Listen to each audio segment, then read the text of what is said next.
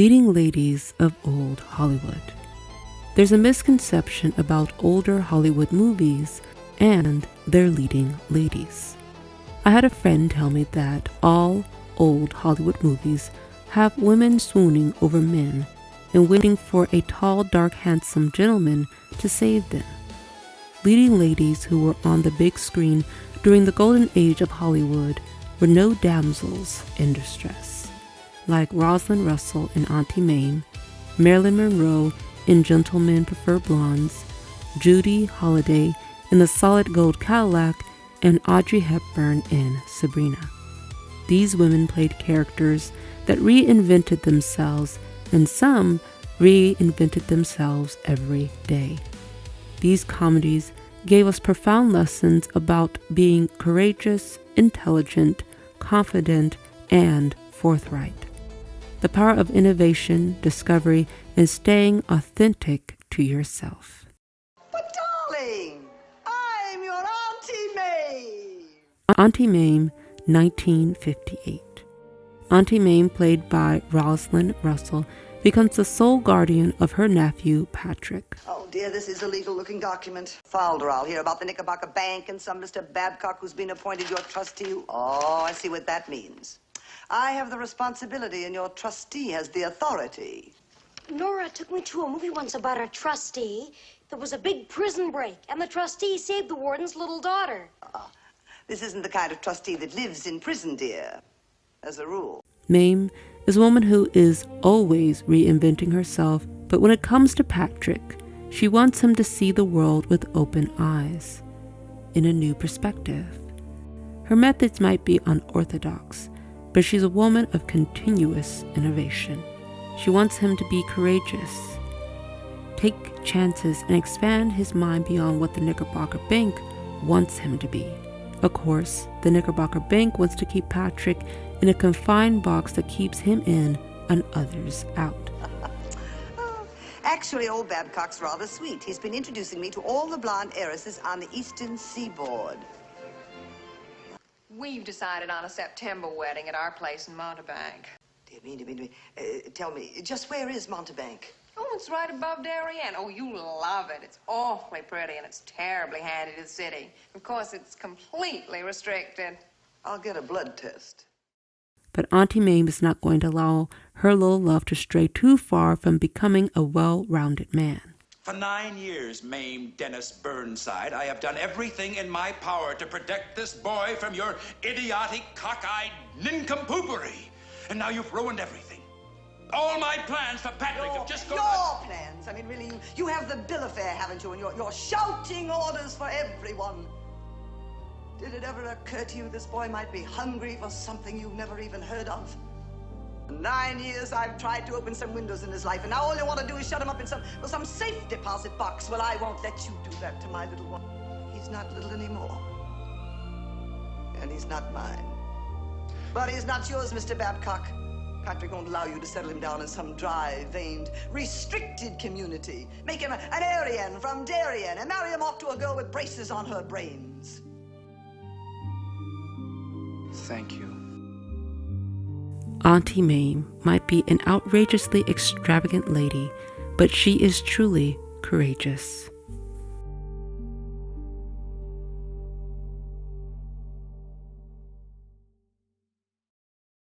The Solid Gold Cadillac, 1956.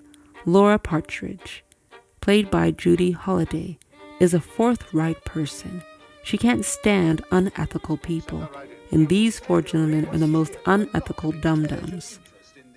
Operations of our company. As a matter of fact, we're so delighted with your grasp of the company's problems that we'd like you to be more closely associated with us. How would you like to come and work here? What kind of work would I do? Well, those small stockholders we talked about, like yourself. It will be your job to keep them happy, make friends for the company. Will they be coming in here? Oh, no. But occasionally they write letters, and when they do, the letters will be turned over to you to answer. They give her a job so she'll stop harassing them at the stockholder meetings, but little do they know that she is not so easily manipulated. Oh, well, we have a stockholders list. Oh, good. Would you get it for me, please? Partridge, I don't Mrs. understand Emily Woodbury. That's a nice, friendly-sounding name. 25 shares. That's good. Amelia, take a letter. To a stockholder? Well, why not? I'm tired of waiting for stockholders to write to me. Why can't I write to them for a change? Well, anyway, Mr. Blessington said to make friends for the company. Well, it's sort of irregular. Dear Mrs. Woodbury, my name is Laura Partridge, and I am a woman just like you are.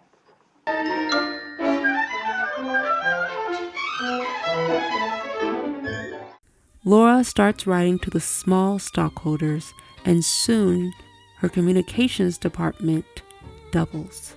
She's resourceful, although she can't stop everything these four men are trying to do to essentially make the company better. What about Apex Club? Well, I felt they were hurting our Western Clock Company, so I forced them out. I undersold them by 50%, and I kept on doing it until they cried uncle. And yesterday, they went into bankruptcy. Apex Clock? You forced them into bankruptcy? Right. Harry, you idiot. If this gets out, it'll ruin us. Apex Clock is one of our own companies. It belongs to us. So what does Laura Partridge do about these men trying to cheat the stockholders and get government contracts from the founder, Mr. Edward McKeever? She makes it right. She knows the man who can stop them from making a fool of themselves and making bad decisions, and that is Mr. Edward McKeever, the founder of International Projects Incorporated. McKeever, I want you to come back and take over International Projects again. You what? Oh, we really need you. Things don't turn out the way she hoped, but soon things turn around because of all of her hard work communicating with the small stockholders. Since you and I have been corresponding, I feel much closer to the company. 30 shares, 40 shares. This is very interesting. Laura, get down to that stockholders meeting as quick as you can. Well, I don't. Stall, or we get all these open, talk, sing, dance, anything, but don't let the meeting end until we get there. Yes, sir. We will now vote. Laura runs to the stockholders meeting to stop the voting on the leadership for International Projects Incorporated, and she's trying to stall. But of course these four dum-dums are also greedy assholes, so they try to push back at every moment because they want their big paychecks at the end of the year. Scarcely believe there are enough votes among these nice people here to override our total of 1,600,000. Count the votes. We have a right to have the votes counted.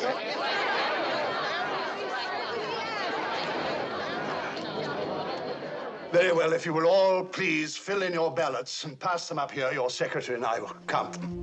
The vote on the motion is as follows. 1,600,000 shares vote aye, and 3,650,000 proxies vote no. Mr. McKeever and her secretary Amelia come into the hall with a final count of the opposed votes. Miss Partridge, you are in control of the entire company.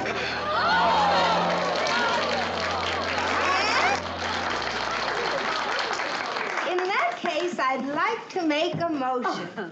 You heard Miss Partridge. She wants to make a motion. What's the motion? The motion is you're all fired. She gets voted in by the people to become the new CEO of International Projects Incorporated. And for all her efforts, they give her a solid gold Cadillac. Gentlemen prefer blondes, 1953. It has two stellar leading ladies, Jane Russell, who plays Dorothy Shaw, and Marilyn Monroe, who plays Lorelei Lee, the leading lady who uses her wits to get what she wants and doesn't apologize for it. Oh, I'm humiliated, mademoiselle. There is nothing I can do for you. All seating arrangements are completed, final, finished. Compris? That's too bad. Once I was in Atlantic City and all the gentlemen in the hotel wanted to sit at my table. Oh, well, I can understand that. Some of them even went to the head waiter to give him money. That happens. What can one do? One takes it. Why not? That head waiter had to give it back. Indeed? Why? Because I had all my meals in my room. I mean, I didn't even come to the table at all. So, naturally, the men wanted their money back. Oh, mademoiselle, I beg you. Do you want me to have all my meals in my room? must not be, mademoiselle. Of course. If Mr. Henry Spofford III is seated at my table. Oh, it shall be, mademoiselle. Thank you ever so.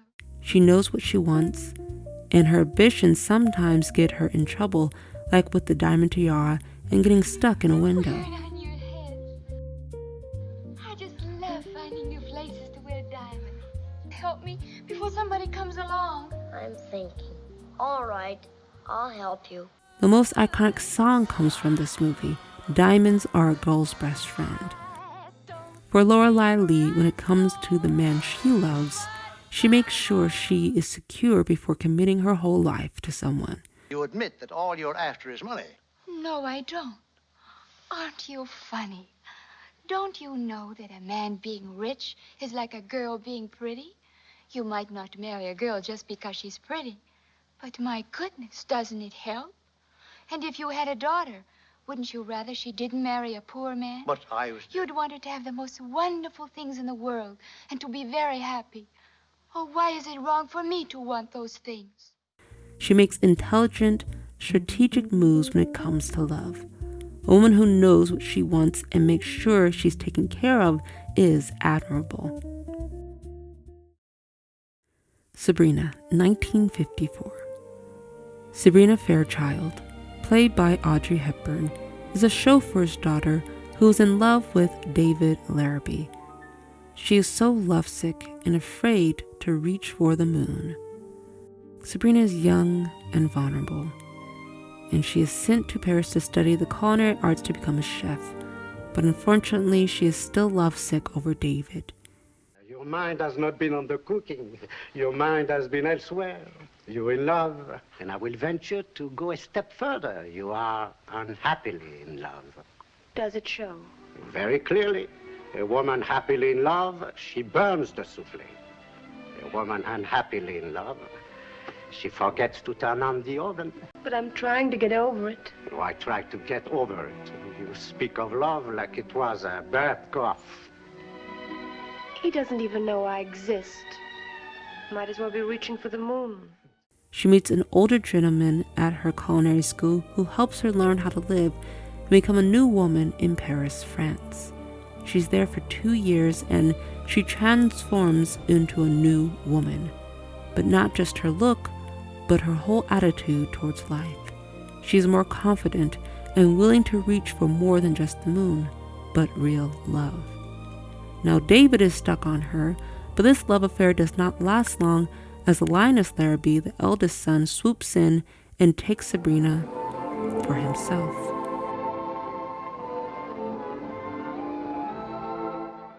I thought you could never belong to anyone, never care for anyone.